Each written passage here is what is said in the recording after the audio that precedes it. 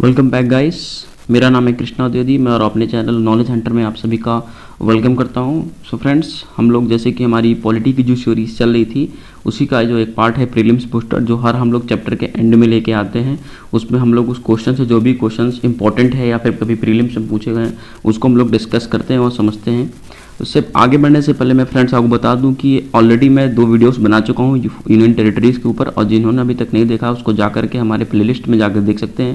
Playlist के through available है सारी की सारी वीडियोस, और हमारे डिफरेंट सब्जेक्ट्स जो यूपीएससी पॉइंट ऑफ व्यू से इंपॉर्टेंट है उस पर हम लोग कवर कर रहे हैं, तो उसको भी आप लोग ज़रूर देखें।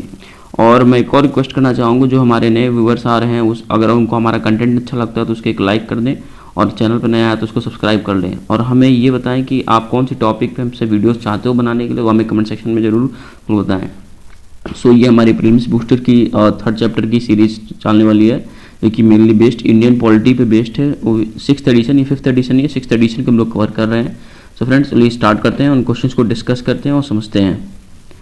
पहला क्वेश्चन जो हमें समझना है उसका आंसर देना है आपसे। मैं पहले आप लोग सोचिएगा, फिर उसके बाद मैं इसको अच्छे से बताऊंगा कि ये क्वेश्चन कहता क्या है। In which of the following union territory a council of ministers is elected, यानी मेनली ये हमारे किस यूनियन टेरिटरी में काउंसिल ऑफ मिनिस्टर्स जो हैं वो इलेक्ट होते हैं, किस यूनियन टेरिटरी में। तो बेसिकली अभी 2 ऐसी यूनियन टेरिटरीज हैं जहाँ पर काउंसिल ऑफ मिनिस्टर्स का और वहाँ पे चीफ मिनिस्टर की एबिलिटी, गवर्नमेंट की एबिलिटी, ये जो है ये सारा प्रोसीजर स्टार्ट होता है। तो 2 यूनियन टेरिटरीज कौन कौन है, एक तो है पहला दिल्ली और दूसरा कौन सा है, दूसरा है Puducherry.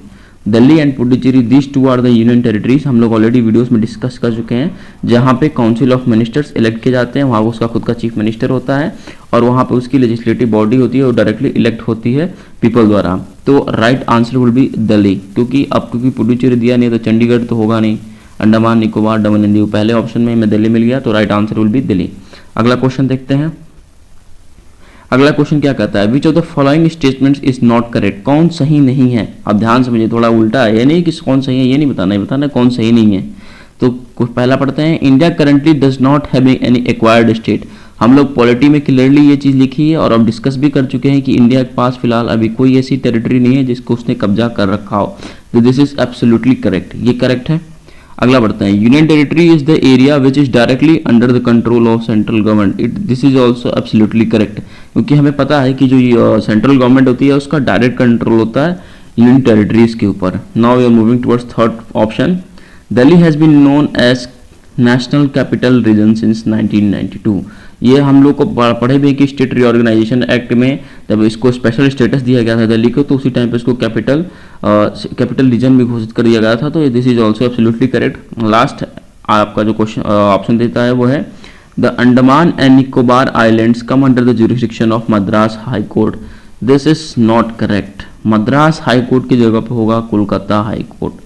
Kolkata high court was response.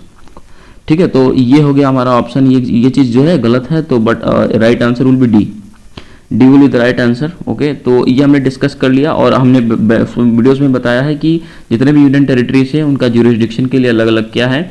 बस दिल्ली ही एक ऐसा यूनियन टेरिटरी है जिसका खुद का अपना हाई कोर्ट है, जो उसकी ज्यूरिसडिक्शन वो खुद करता है। ये हो गया हमारा 2nd क्वेश्चन। अब अगले क्वेश्चन बढ़ते हैं। अगला क्वेश्चन क्या पूछता है, विच of the following union territories MLA do not participate in the election of the president of India.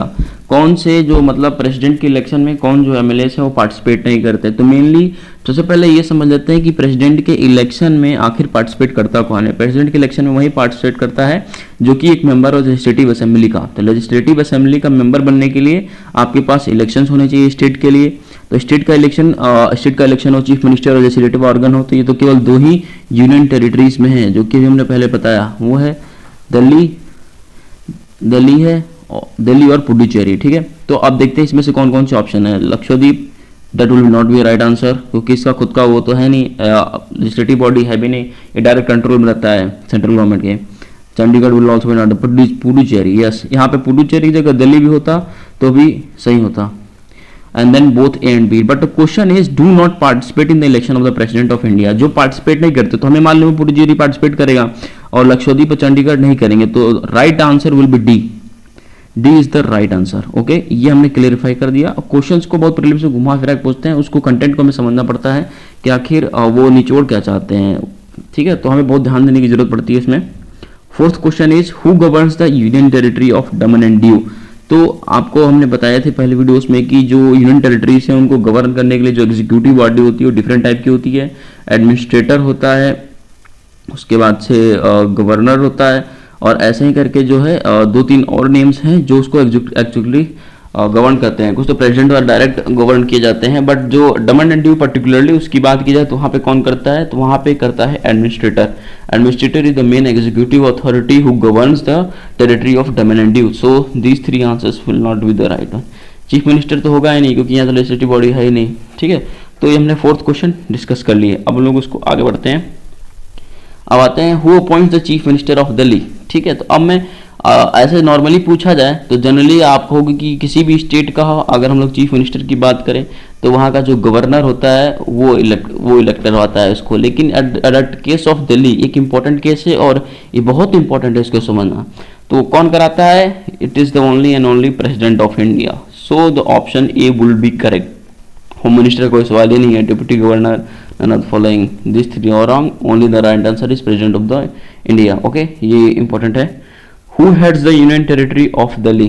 आखिर हेड कौन करता है, यानी कि उसका एग्जीक्यूटिव बॉडी कौन होगा, मतलब executive body in the sense कि कुछ भी अगर होता है, अगर क्या लेफ्टिनेंट गवर्नर भी होता है और चीफ मिनिस्टर दोनों एक साथ जो है आगे बढ़कर के वेलफेयर ऑफ द स्टेट के लिए काम करते हैं। बट जो एक्चुअली में जो है कौन हेड करता है, उसको सुपरवाइज कौन करता है, तो again it will be the president of India. Okay, deputy governor को भी मतलब ही नहीं है, होम मिनिस्टर भी नहीं, both A and B, both कुछ भी नहीं, ये ऑब्सोल्युटली गलत हो जाएगा। तो president will be right answer. सो आपको थोड़ा कंफ्यूजन होगा कि एक्चुअली में गवर्न कौन करता है, हेड्स कौन करता है, हेड प्रेसिडेंट करता है कि लेफ्टिनेंट गवर्नर करता है। तो फॉर क्लियरिफिकेशन बता दें कि पॉलिटी में भी साफ साफ लिखा है कि जो प्रेसिडेंट जो होता है, lieutenant governor is an agent of the president, यानी कि प्रेसिडेंट द्वारा भेजा गया एक एजेंट है। तो so the right powers are in the hands of president who execute the union territory of Delhi. तो हमने 6 क्वेश्चंस को अभी तक डिस्कस कर लिया है और हमें काफ़ी कुछ मालूम चल गया है कि बेसिकली इस यूनियन टेरिटरीज में क्या है। और काफ़ी छोटा चैप्टर है तो इतना उसमें आने के चांसेस वैसे काफ़ी कम है, लेकिन फिर भी चैप्टर है तो हमको कवर करना पड़ेगा। Now we are moving toward the 7th question. Which of the following union territories can make laws on concurrent list. कौन अब जो है कंकरेंट लिस्ट पे लॉस बना सकता है, तो कंकरेंट लिस्ट पे वही लॉस बना सकता है जिसके पास खुद की लेजिस्लेटिव असेंबली हो। लेजिस्लेटिव असेंबली किसके पास है, केवल दो, इसके पास है दिल्ली एंड पुडुचेरी, दो पर्टिकुलर यूनियन टेरिटरीज है, दिल्ली एंड पुडुचेरी। तो डायरेक्टली हम सारे ऑप्शन को छोड़कर सीधे पुडुचेरी पे चले जाएंगे। Puducherry will be the right answer. Chandigarh no, eliminated. Jammu Kashmir, Lakshadweep, इन सब कुछ नहीं है। जिसके पास भाई तुम्हारा रजिस्ट्रेशन असेंबली उसी के पास कंकरेंट लिस्ट होगी, उसी पे उसको अलाउ है क्यों बनाने के लिए। सो हम लोग सीधे पुडुचेरी पे ही टिक कर देंगे। Right answer will be C. Now the 8th question we are coming. Which constitutional amendment conceived Delhi at the status of special state. अभी हमने जब स्टेट रीऑर्गेनाइजेशन एक्ट की बात की थी वहाँ पे स्पेशल स्टेटस दिया गया था दिल्ली को, उसको खूब ढेर सारे प्रावधान मिले थे, कैपिटल सिटी बनी थी, उसकी लेजिस्लेटिव बॉडी बनी थी, काउंसिल ऑफ मिनिस्टर जो 70 मेंबर्स को होती है, जिसमें से 7 जो होते हैं उनके काउंसिल ऑफ मिनिस्टर्स होते हैं इंक्लूडिंग 1 चीफ मिनिस्टर। तो ये तो हमने देखा था कि स्पेशल स्टेटस ऑफ दिल्ली में क्या क्या है, बट वो कौन सा एक्ट था, तो act 91st no, 69th will be the right answer. 69th amendment act without any hesitation will take on the 69th amendment act which the option is correct is B, this two will be wrong. Okay, so far we have discussed 8 questions and we are moving towards the 9th question. Okay, again 8th question I repeat हो गया, sorry friends। 9th question पे ही जाते हैं। The chief minister of Delhi will give his resignation to। अब chief minister जो है वो किसको अपना जो है रेजिग्नेशन, जो जिसको रेजिग्नेशन देंगे चीफ मिनिस्टर ऑफ दिल्ली, वो पर्टिकुलरली हमें मालूम है कि जो वहाँ पे एग्जीक्यूटिव बॉडी जो ऑपरेट करती है, जो एजेंट है प्रेसिडेंट का, दैट इज लेफ्टिनेंट गवर्नर। सो यहाँ पे बेसिकली जो प्रेसिडेंट ऑफ इंडिया यानी प्रेसिडेंट के को देंगे, यहाँ पे शायद ये नहीं होगा, प्रेसिडेंट ऑफ इंडिया नहीं होगा, state governor in the sense कि वहाँ पे जो उस टाइम का जो रूलिंग गवर्नर यानी कि जो वहाँ का गवर्नर होगा वो होगा लेफ्टिनेंट गवर्नर। तो that will be the right answer. Lieutenant governor को जो है चीफ मिनिस्टर ऑफ दिल्ली जो है अपना रेजिग्नेशन देगा, and that there is no question about the deputy chief minister of Delhi because as already the parliament is dissolved. तो जब सरकार ही गिर गई है तो डिप्टी चीफ मिनिस्टर का कोई सवाल ही नहीं उठता है। Delhi Vidhansabha speaker, no, this is also wrong. So the right answer will the state government which is the lieutenant governor at the present at that time. Okay, so we have discussed the 9 questions so far. Now we are moving towards the 10th question, and which will be the final question of this video. Who has the right to set up the high court in any union territory, किसके पास ये अधिकार है कि वो high court establish करे किसी भी पर्टिकुलर यूनियन टेरिटरी का। तो प्रेसिडेंट के पास ऐसा कोई भी रूल या रेगुलेशन नहीं है कि वो किसी भी यूनियन टेरिटरी के, जैसे मान लीजिए दमन एंड दीव या लक्षद्वीप है, वो चाहता है कि इसके लिए एक हाई कोर्ट बनाई जाए, तो प्रेसिडेंट के पास ऐसा कोई पावर्स नहीं है, रूल्स नहीं है कि वो ऐसा कर सकता है। Neither is given to supreme court, only and only this powers are given to the parliament. Parliament can only discuss on which union territories he has to give provide the high court. So parliament के पास ही ऐसा है जो high court बनाने के लिए ये किसी भी यूनियन टेरिटरी को हाई कोर्ट प्रोवाइड कर सकता है। None of the following, this is absolutely wrong because already C is correct. तो हम लोगों ने ये 10 क्वेश्चंस डिस्कस किए हैं। बहुत छोटा चैप्टर था, बट जो इंपॉर्टेंट मेनली जो क्वेश्चन थे हम लोगों ने इसको डिस्कस कर लिया। और आपसे मैं फिर रिक्वेस्ट करूँगा कि अगर हमारी कंटेंट को आपको अच्छा लगता है तो इसे एक लाइक जरूर दे दें, और चैनल पर नया है तो सब्सक्राइब कर लें, और कमेंट सेक्शन में बताएं कि आप हमसे अगर करंट अफेयर्स पे लेटेस्ट डेली वीडियोस चाहते हैं या फिर कुछ भी ऐसे आपका सजेशन हो तो इट इज़ मोस्ट वेलकम, और हमें कमेंट करके ज़रूर बताएं। So thank you for watching this video, see you soon in the another video.